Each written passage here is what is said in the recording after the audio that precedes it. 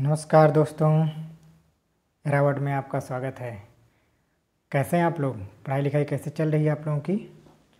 Comment के माध्यम से जो है थोड़ा सा अपना जो है सुझाव देते रहिए, हम तो यही कहेंगे। और बाकी आप लोगों का प्यार और सहयोग तो मिल ही रहा है बराबर लगातार। ठीक है, तो जैसा कि आप लोग जानते हैं कि 11 AM पर हमारी जो है फ्री में क्विज होती है 11 AM पर। तो यहाँ पर जो है आप लोग आ जाया कीजिए। करंट अफेयर भी अब इसमें ऐड हो गया है और प्लस जीएस की क्विज हो ही रही है। ये हमारा नंबर दिया गया है, नंबर से संपर्क आप कर सकते हैं। अगर आप यूपी पीसीएस की तैयारी कर रहे हैं तो हमारा अभी कल 3 तारीख को यानी कि 3 मार्च को एक नया कोर्स लॉन्च हुआ है इनलाइटमेंट नामक।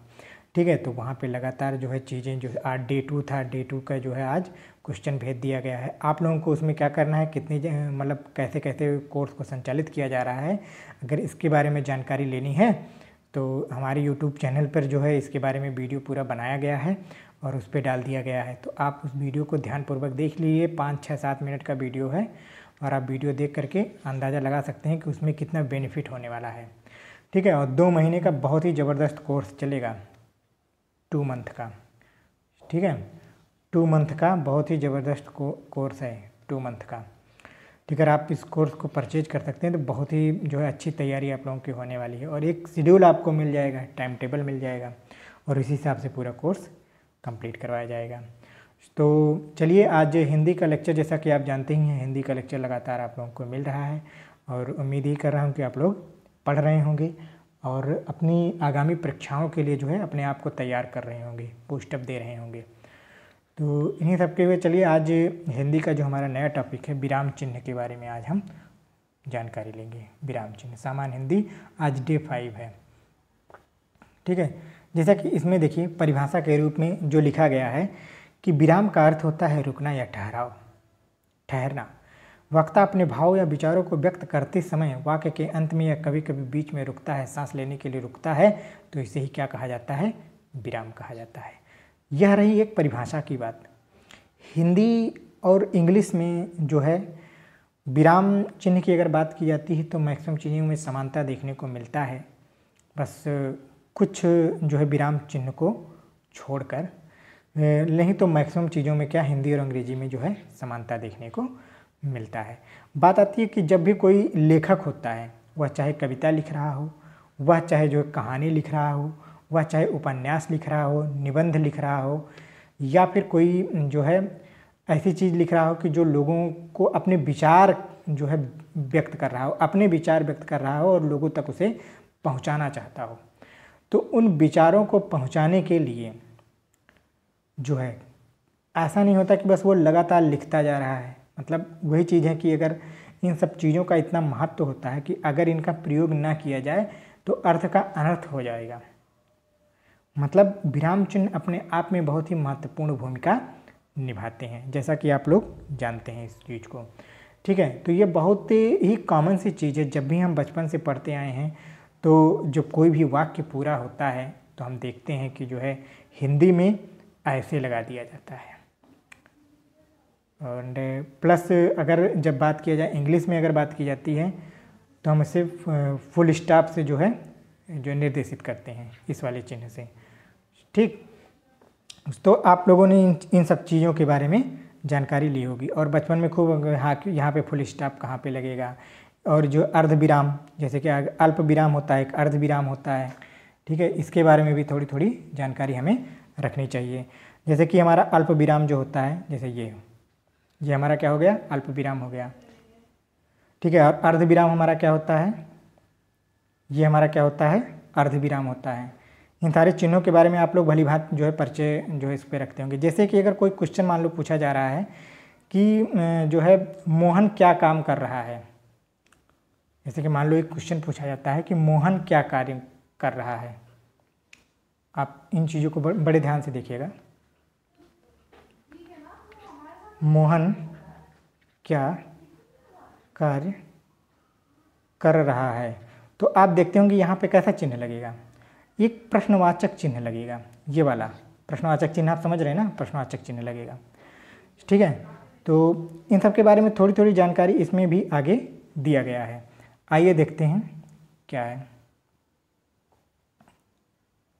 जैसे इस प्रकार की रुकावट में या विराम सांस लेने के लिए अतिरिक्त अर्थ की स्पष्टता भी आवश्यक होती है। लिखने में रुकावट या विराम के स्थान पर जिन चिन्हों के द्वारा प्रकट किया जाता है विराम चिन्ह कहते हैं, इनके प्रयोग से वक्ता अभिप्राय अधिक स्पष्टता का बोध होता है।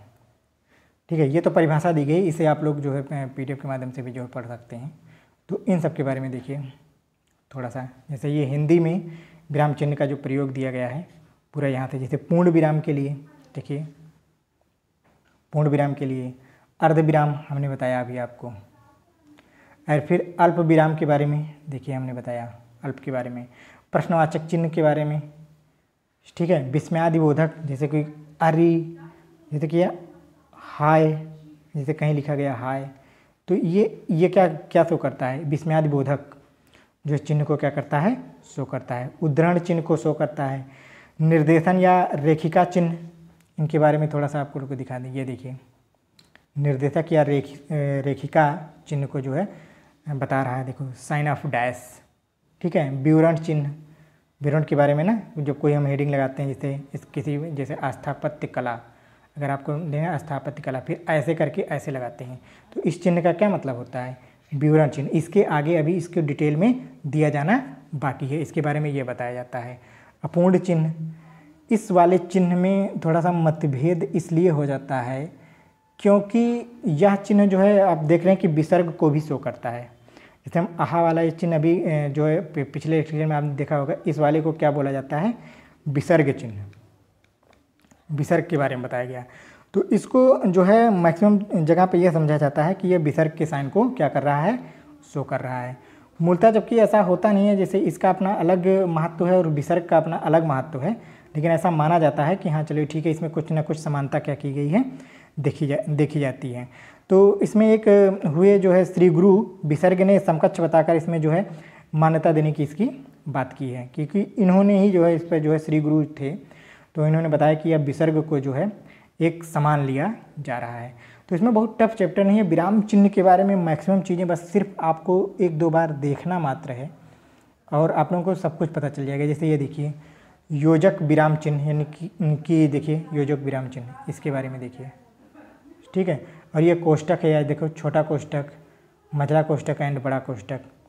ठीक है, फिर चिन्ह के बारे में देख ही रहे हैं आप लोग, ये साइन प्लस एंड स्टार, इन सब का प्रतिशत का चिन्ह है और समानता सूचक का चिन्ह है। ठीक है, तारक चिन्ह एंड त्रुटि चिन्ह के बारे में आप देख रहे होंगे। जब भी कहीं पे त्रुटि होती है, आप कभी नॉवेल पढ़ते होंगे, जब कभी आप उपन्यास पढ़ते हैं तो आप देखते होंगे, और तारक चिन्ह के बारे में देखते होंगे कि एक हल्का सा एक ऐसे स्टार लगा करके फिर ऊपर मान लो कहीं पढ़ रहे हैं तो ऊपर इसके बारे में, फिर नीचे एक स्टार लगा के इसके बारे में जानकारी दी जाती है।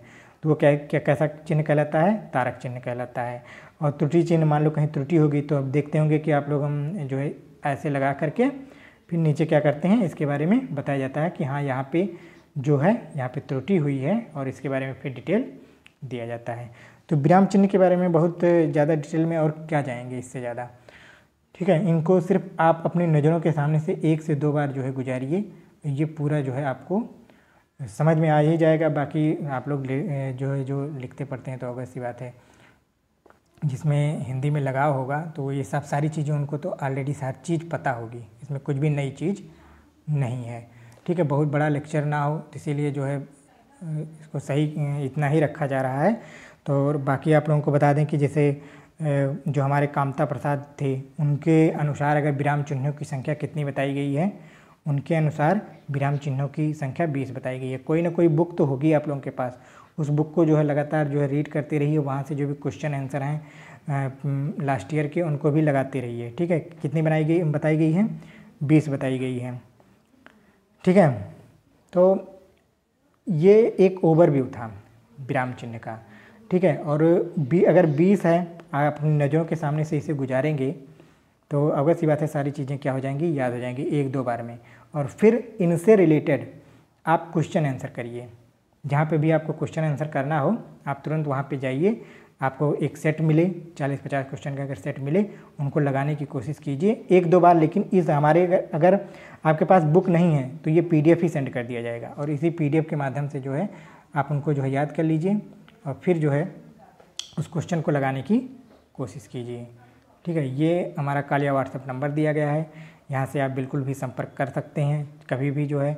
और 11 AM पर हमारी जो है हो रही है फ्री वाली क्विज, जिसमें हम जो है मंडे को जो है हिस्ट्री और फिर जियोग्राफी अगले दिन, फिर पॉलिटी, फिर साइंस, फिर जीएस का कंबाइंड टेस्ट करवा रहे हैं। इसके साथ ही साथ जो भी जो है हमारा करंट अफेयर का लेक्चर जा रहा है, उसी करंट अफेयर से रिलेटेड जो है एक टेस्ट सुबह सुबह ही करवा लिया जाता है पहले।